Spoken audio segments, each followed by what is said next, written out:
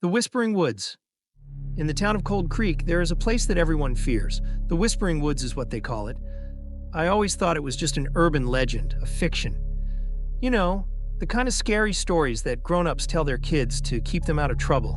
There was talk of voices calling by name and figures in the shadows and people who went into the woods and never came back. I didn't believe it, at least not until that night. It was Halloween. My friends and I had decided to do something out of the ordinary, something to get the adrenaline going.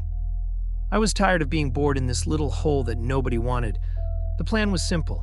Go into the woods, spend 10 minutes there, and come out. That's it. Prove to everyone that stories are bullshit. But from the very first step, I felt that something was wrong here. The air was different. Cold, heavy, pressurized. Our flashlights barely pierced the darkness. The trees towered like huge black columns, their branches intertwined, blocking out the light of the moon. And the silence?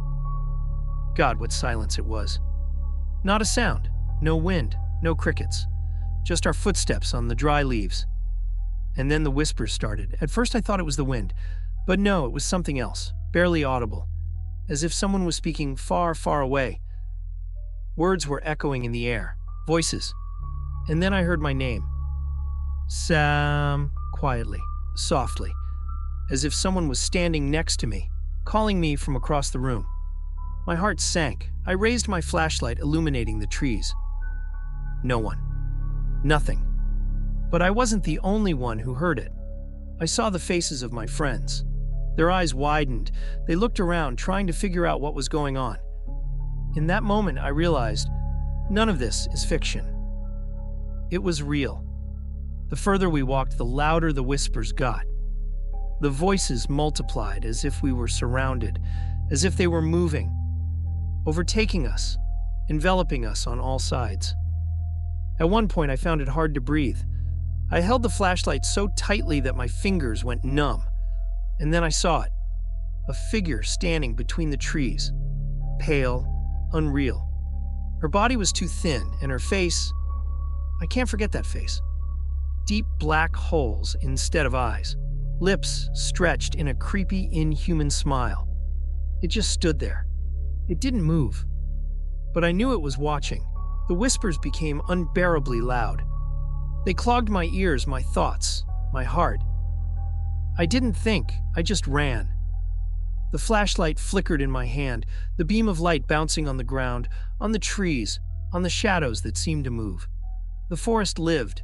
The forest didn't want to let us go. And then I heard a scream. Emma. She was screaming. It was the most horrible sound of my life. I turned around, but she was gone. No sign of her, nothing. Just silence. And that's when I realized we weren't lost. The forest was changing. It was changing, closing off paths, pulling us deeper. Jordan disappeared next.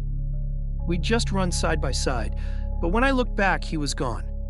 Only his flashlight lying on the ground was shining into nowhere. It was just me and Leela. We didn't speak. We couldn't. All we did was run as the whispers kept calling our names closer and closer, louder and louder.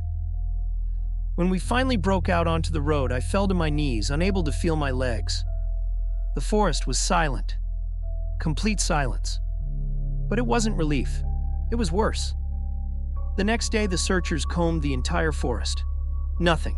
No sign of Emma, no sign of Jordan, nothing to indicate that we were even there. The only thing they found was a black circle in the grass, perfectly scorched, deep in the thicket.